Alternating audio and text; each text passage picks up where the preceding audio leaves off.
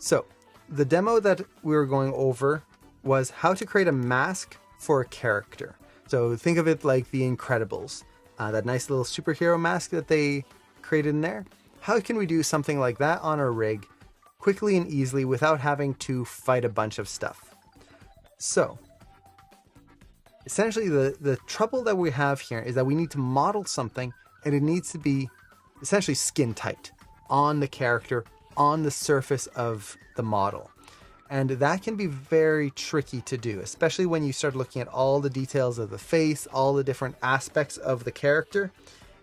Trying to push and model something to fit all of that can be extremely painful. So how can we do that? Well, first let me show you an example of what we're trying to aim for. So, dang it, I actually had this open before the demo here, and then I opened something else and I lost the page. Let me find this super quick. I go to do the demo and I've already messed it up. Oh, curses. Okay, so just as an example of what we're aiming for, superhero lineup. Okay, cool. Is something like this. So this was some mods I made for the rigs, and essentially just kind of superheroes. Apologies for no hair right now. This was the modeling phase, so I didn't have the hair in there. But you can see that we've got kind of a superhero mask on Jules right here. Let's zoom in. So you can see that kind of mask there that goes down below his face. We've got Aya here who has this helmet on her. Darius here, he's just got the typical superhero mask. And then Moya here has more of the... there's a word for them. Not a diadem, something. So we've got all of these different types of masks. How can we create that nice and quickly and easily? So, going into Maya here, the easiest way typically, especially if you're wanting to do something creative, so for example, the Jules helmet where it was actually going down along his cheeks, is to use a couple of tools in Maya. And those are going to be Live Surface and the Quad Draw tool. So, to start here, let's actually get our rig ready to do this. So what I'm going to do, I'm going to select the root control on this rig. Just make sure I can select the geometry of the body. This will apply to any rig. As long as you can select the geometry, that's the important thing. So I'm going to hide the control curves here. And with the body geometry selected right here, I'm going to go up and hit this magnet icon right there. What this is going to do is turn the selected geometry into what's called a live surface. Now a live surface, if we go into wireframe, you'll notice it's turned green right there. A live surface is something that we can actually draw over top of and that things will snap to. Essentially Maya is going, okay, this object is now something that is going to interact with the tools within the program. So, for example, we are going to use the Quad Draw tool. So if I go into modeling under mesh tools, Quad Draw right here, I can take this, and by default, the Quad Draw tool, what it does is it allows you to draw out. Let's actually turn this off here. It'll allow you to add geometry to a piece, or let me put it this way. It allows you to draw out geometry. So, Quad Draw tool. So you can see I can just click. Let's do it with the live surface. It'll be easier to show. So, Quad Draw tool is actually kind of built for the live surface, so it's very nice that way. So I'm going to turn this into a live surface once again. And now go to Mesh Tools, Quad Draw, right here. And the way Quad Draw works is I can just click on the surface, and you'll notice that this actually puts it on the surface here. Right there, so it's putting these dots on the surface. And I can just put a bunch of dots, like so, and then hold down Shift, and click in there, and it'll fill in the surfaces for me. So if you actually open up your tool settings while the Quad Draw tool is open, here is the list of all the different shortcuts you can use for it. So let me actually undo this. So essentially, I can just put down dots and then create surfaces. So with this, I can now just kind of add that ring around the eyes right here. And then doot, doot, doot, doot, doot, like so. And then start making my mask right through like so. And the nice thing with this is because it's on a live surface, if I have to adjust any of the edges here, you'll notice that it's just following along the contour of his face right there. Now, as we're doing this, this can kind of be a pain because now we're gonna have to make the other side as well. Well, we can do another thing. We can turn on symmetry right here in Maya. So if I go to the symmetry tool right here, click on this, I can turn on the symmetry. Let's do Object X right here. And now I can start modeling both sides at the exact same time, right through here. So with that, symmetry, quad draw, and live object, live surface, I can now start to create whatever mask or object I want directly on this character's face. So the way I typically approach this is I will make edge loops. So make circles around the eyes, especially for a mask, and try to keep the detail low. Don't go too high too quickly, or else it'll just make things a lot slower in the long run. So something like that for now. And having reference open can be very helpful as well. So we've got the lower half there. I'm kind of sticking to the corners of his eyes right here, kind of using that as a guideline for where these edges should go. I'm gonna add another one in here. Now, how close do I want it to his eye? Probably on the underside of his eye right here. So something like that. And already you can see that we're starting to get that mask feeling right in here. And you can see how quickly that works compared to having to try and model things ourselves. So with this, we've got that kind of in there. Let's maybe add a little bit more of a pull here. Okay, cool. So from there, let's start kind of building out from there. Again, I don't want to have too much detail too early. So let's kind of, I'm trying to think where I want to go with this mask. Well, let's connect it in the center here, first of all. So just kind of pull it in right there. And add another cut right here. So the way I'm holding it, the way I'm adding a cut is I'm just holding down Control, and that'll add an extra line of detail right in there. So you can see, boom, adds that detail. And because it's a live surface, it sinks it right into it. So I don't have to try and then match it to his nose right there. So let's kind of go from here and see, I'm gonna remove that detail for now. And at this point, it's really just shaping the mask around the face and going as far as I want to go. So I probably want to go a little bit further, maybe one more edge loop right here. Make it a little bit bigger so it's not super tiny.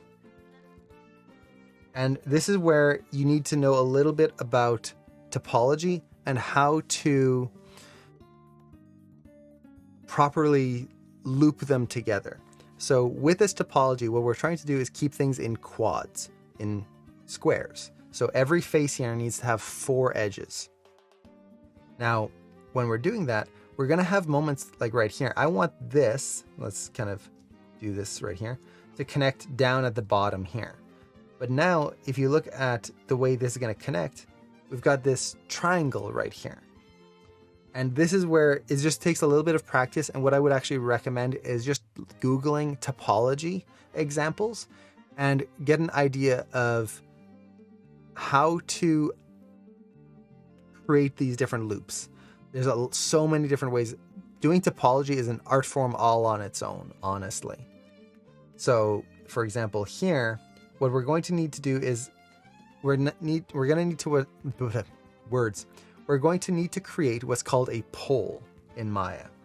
So a pole, or I should say in modeling, a pole, if we wanted to do what we did before, is words are escaping me today, is a point with more than 4 lines connecting into it. So if you look at this right here, normally if we look at this vertex, you've got 1, 2, 3, 4 lines going into this one point. That's good. Any more than that can cause some graphical issues on a model. So for example, here we get 1, 2, 3, 4, 5. This is what's called a pole right there. Now, are they bad? No, they're unavoidable in most cases. We're going to need poles at some point. The key is that we need to have those poles in areas where there's going to be very little motion. So for example, on his nose right here is going to be pretty good because the nose is bony right there. If I had that pole over here closer to his eye, well, that's fleshy and that can squint and move around. That can probably cause some issues and start to be noticeable right in there. So I'm trying to create this flow of faces so you can see how everything flows along with the minimum amount of poles and while also keeping everything kind of organic in its topology. I don't want these weird sharp angles and like Tetris block kind of feeling. So let's kind of push this a little bit further here. We're going to connect the top here. Same thing as the bottom.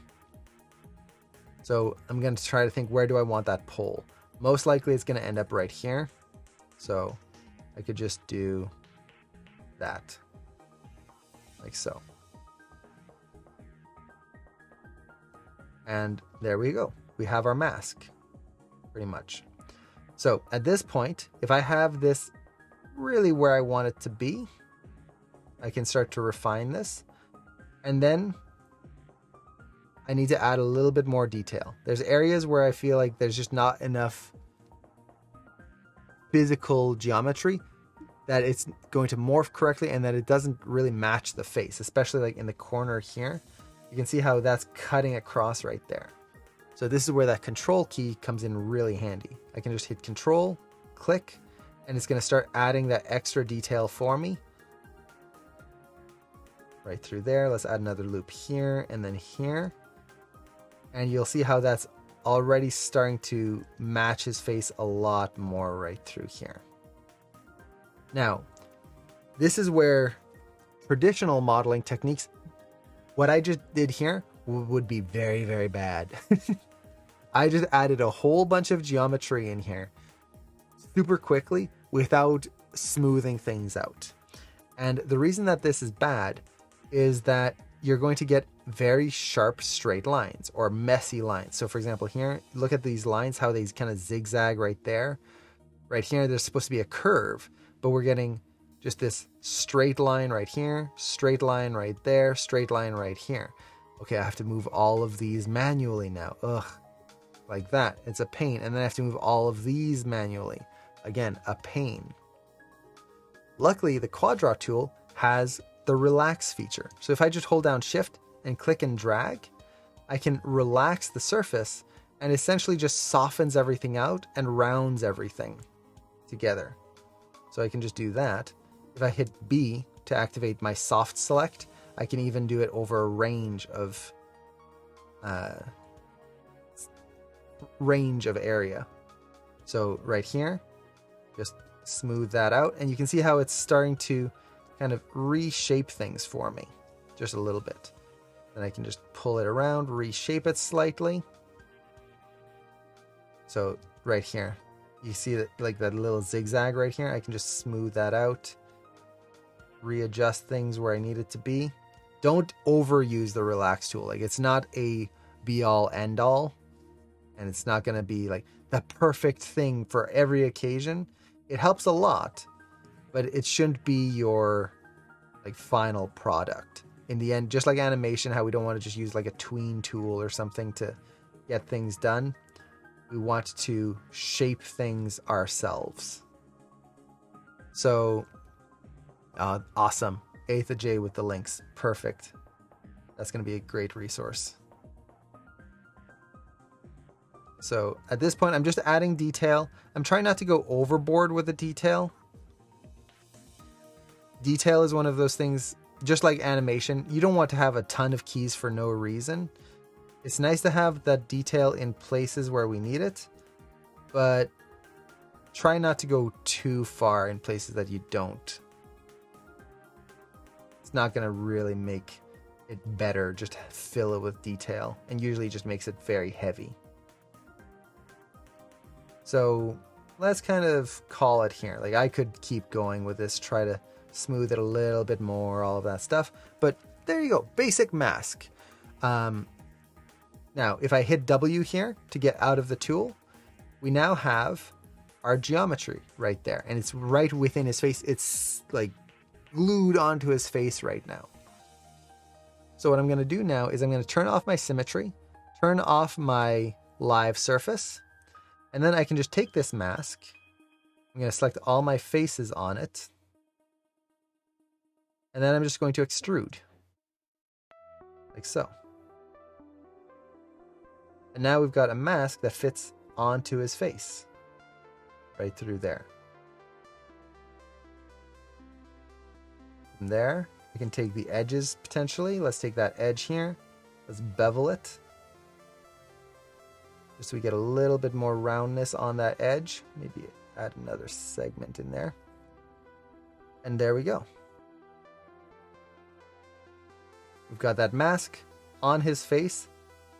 I'd probably want to shape it a little bit more. Like at the top here, I feel like there's something in that shape that isn't quite working the way I want. Now, he does have his eyebrows here. I could just select those and turn off his visibility if I want to go more traditional, where we don't see those eyebrows. So something like that. And then from here, I can just select the mask and then the face, go to my deformers and add a wrap deformer. Like that. And let's now move the head. You can see the mask follows along.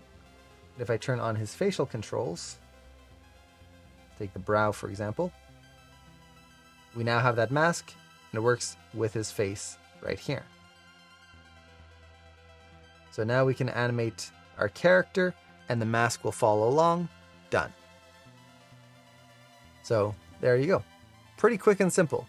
So in practice, it's going to be trickier than you would expect, mostly because of the topology, because you want to make nice, smooth, clean topology.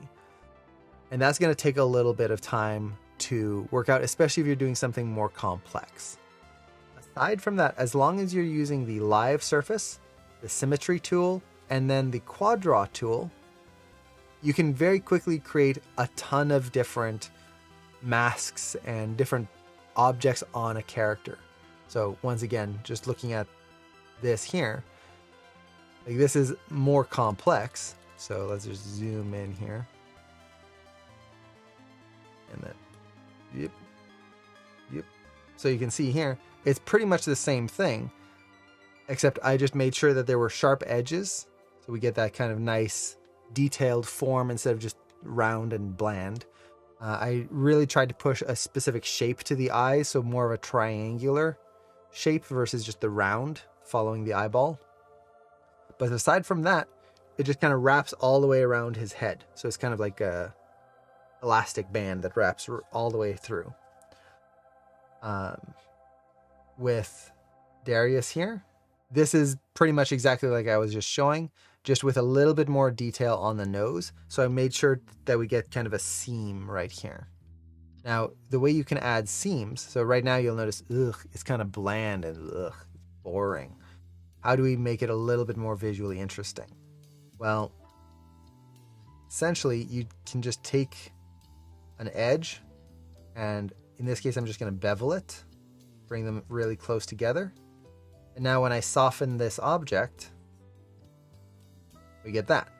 And already that looks a little bit cooler. Now we're getting some shape in there. Instead of just this boring, bland mush on his face, we're starting to get details in there. Now, why did that work?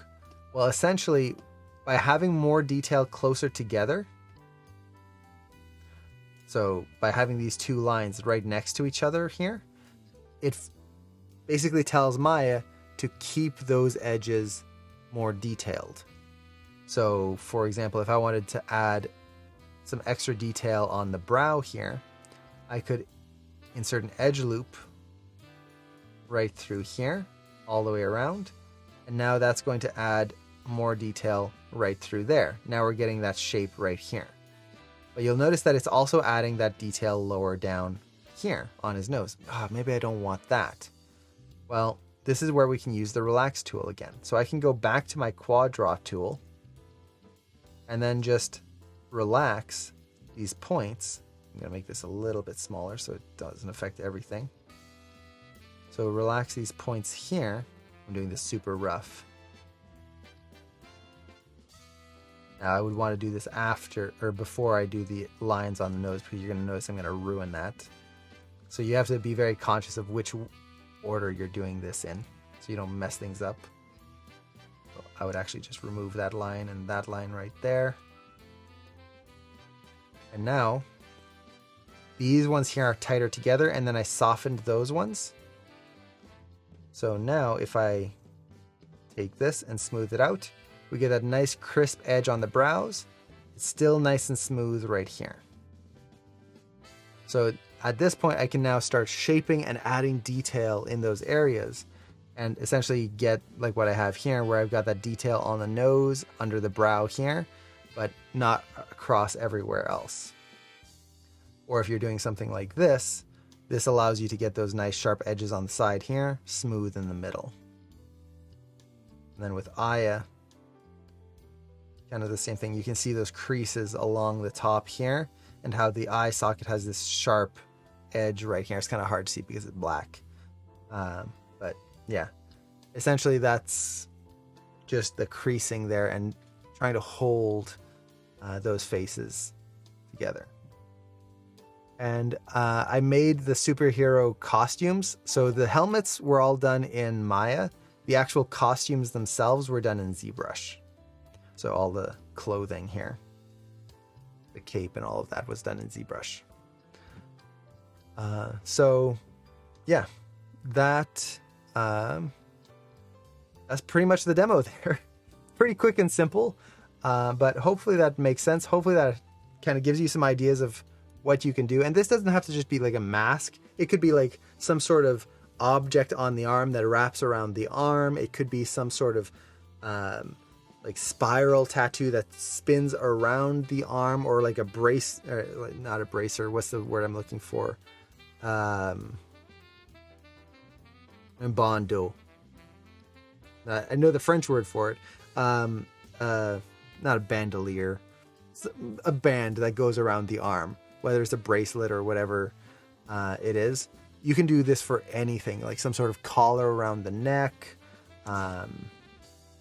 You could even use it for like just some sort of tattoos, indented tattoos, things like that. It gives you a lot of possibilities for very quick, easy geometry. So hopefully that helps. He looks weird without his eyebrows. Let's bring the mask back just in case. There